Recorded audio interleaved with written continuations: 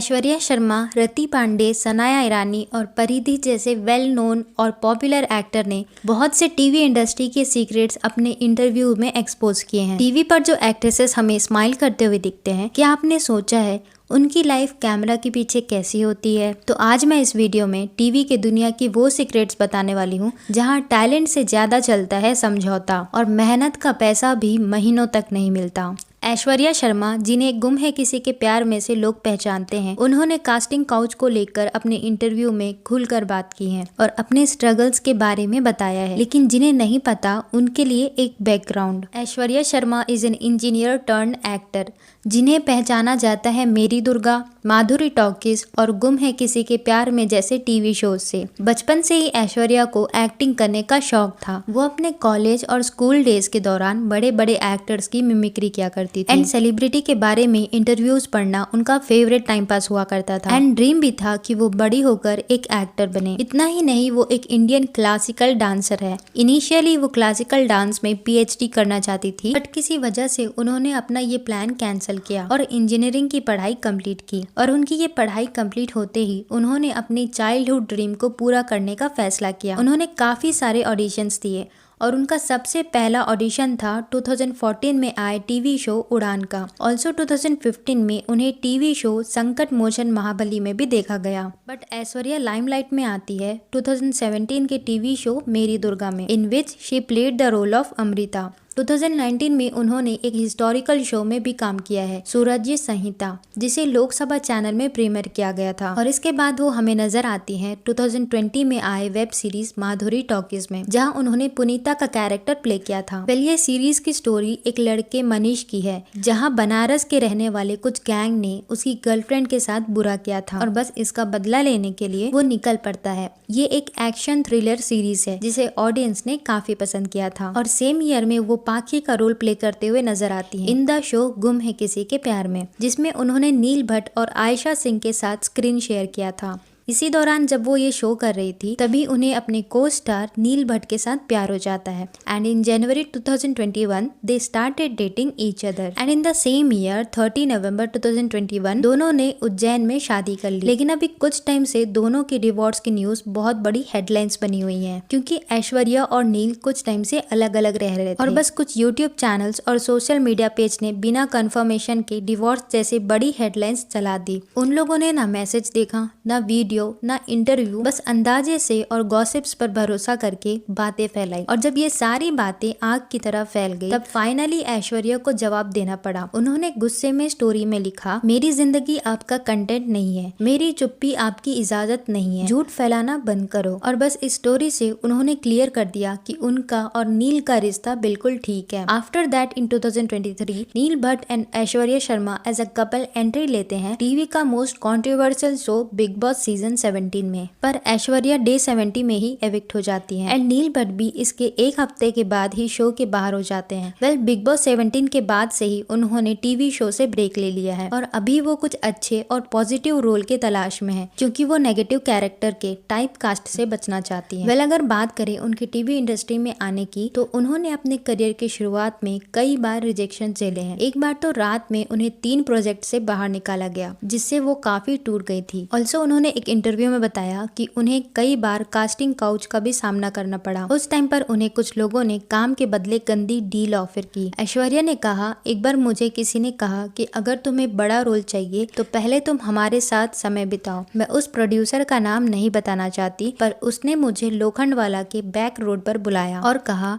मैं गाड़ी में हूँ, तुम्हें पिकअप कर लूंगा, फिर साथ चलेंगे। प्रोड्यूसर के बुलाने पर ऐश्वर्या उस जगह पर पहुंच जाती है और जब वो गाड़ी में बैठी तो कुछ टाइम तक उस प्रोड्यूसर ने ऐश्वर्या के साथ बात की। फिर वो एकदम पास बैठ गया और ऐश्वर्या के बाल पर हाथ फेरने लग गया। और जब ऐश्वर्या ने पूछा, सर ये आप क्या कर रहे हो, तो प्रोड्यूसर ने जवाब देते हुए कहा कि तुम्हें नहीं पता कि इंडस्ट्री में बिना समझौता किए काम नहीं मिलता, समझौता नहीं करोगी तो तुम्हें काम भी नहीं मिलेगा। ऐश्वर्या ये बात सुनकर बहुत डर गई। वो तुरंत ही गाड़ी से उतरी और वहाँ से भाग भाग गई और कभी उन लोगों से दोबारा बात नहीं की। एंड सनाया ईरानी ने भी कास्टिंग काउच के बारे में बताया कि कई साल पहले साउथ से एक आदमी उनसे फिल्म के लिए मिलना चाहता था। उस समय वो फिल्में नहीं करना चाहती थी, लेकिन वो बार बार मिलने की जिद करता रहा और तब सनाया ने उससे मिलने का फैसला किया। और उस आदमी ने सनाया को देखते ही कहा कि हमें थोड़ी मोटी और भरी लड़की चाहिए।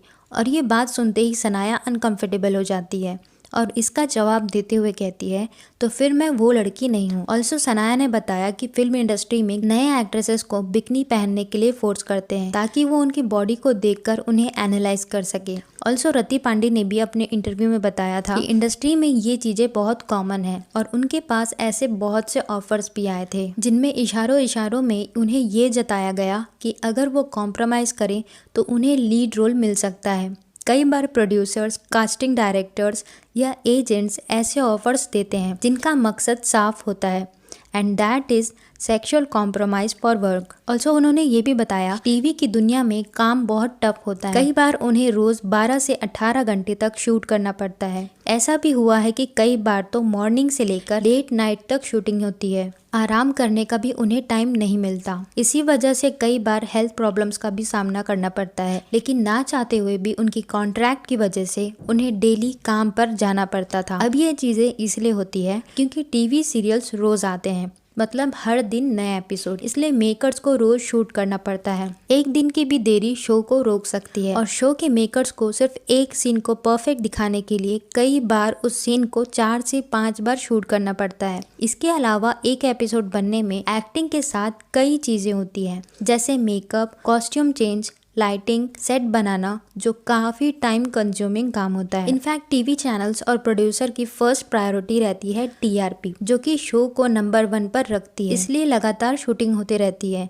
ताकि स्टोरी में ट्विस्ट बने रहे और लोग एंटरटेन होते रहे। ऑल्सो परिधि शर्मा, जो कि जोधा अकबर में कास्ट थी, उन्हें काफी हेल्थ इश्यूज फेस करने पड़ते थे due to demanding nature of historical drama. उन्होंने बताया कि उन्हें रोज 15 से 20 किलो तक की भारी ज्वेलरी और कपड़े पहनकर डायरेक्टर संतराम वर्मा पर सेक्सुअल हैरासमेंट का भी एलिगेशन लगाया था। एंड ये न्यूज उस वक्त इसलिए कंट्रोवर्शियल टॉपिक नहीं बना क्योंकि during that time social media में ये चीजें ज्यादा नहीं चला करती थी। वेल, ये तीनों एक्ट्रेसेस के ऊपर मैंने एक पूरी डेडिकेटेड वीडियो बनाई है। अगर आपको ये वीडियो देखनी है तो मैं एंड स्क्रीन पे लगा दूंगी, आप वहां से क्लिक करके देख सकते हैं। ऑल्सो टीवी एक्टर्स के साथ पेमेंट का भी काफी इश्यू रहता है, जैसे कि सोनारिका भदौरिया, जिन्होंने माँ पार्वती का रोल प्ले किया था, उन्होंने बताया कि जिस वक्त वो दास्ताने मोहब्बत सलीम अनारकली की शूटिंग कर रही थी, जो कि 2018 में प्रीमियर हुआ था, शी मेंशन कि उन्हें आज तक 70 लाख तक की पेमेंट नहीं मिली थी, लेकिन अब तक सिर्फ 7 से 8 लाख ही मिले हैं। लेकिन 3 साल वेट करने के बाद सोनारिका ने लीगल एक्शन लेना शुरू कर दिया। उन्होंने CINTAA के पास एक कंप्लेंट फाइल की थी कि उन्हें उनकी पेमेंट जल्द से जल्द दी जाए। वेल, इस लीगल केस के बाद शो के प्रोड्यूसर अनिरुद्ध पाठक ने रिस्पॉन्स देते हुए कहा कि शो अचानक बंद हो गया था, फिर कोविड आ गया, जिसकी वजह से पैसे का कोई जरिया नहीं था, लेकिन जैसे ही होगा वो सभी एक्टर्स को पेमेंट कर देंगे। वेल, ये पेमेंट वाली प्रॉब्लम सिर्फ सोनारिका के साथ नहीं है। ऐसे टीवी इंडस्ट्री में कई एक्टर्स होते हैं जिन्हें महीनों तक उन्हें उनके पेमेंट्स नहीं दिए जाते। वेल, हम डेली एक्ट्रेसेस को ज्यादातर एक सीरियल में उन्हें कुछ टाइम के लिए ही देखते हैं एंड वी थिंक कि उनकी लाइफ कितनी इजी होती है।